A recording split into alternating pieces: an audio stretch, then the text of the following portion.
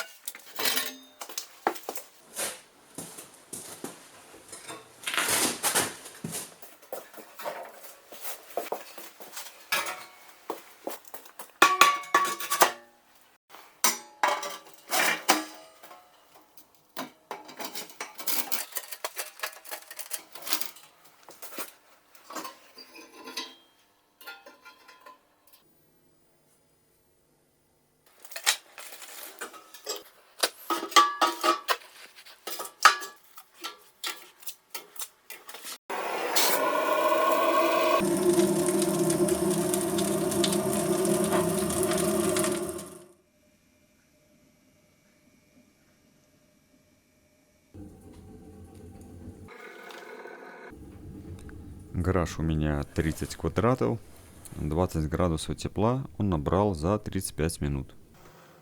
Печка жарит конкретно, даже лучше пропанового баллона.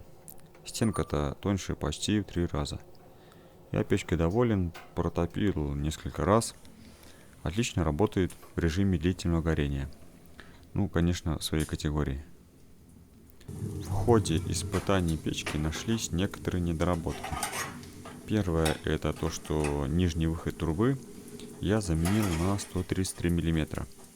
Верхний остался таким же, 108 мм. Второе изменение — это то, что дверца очень герметичная, и одного подвала мало.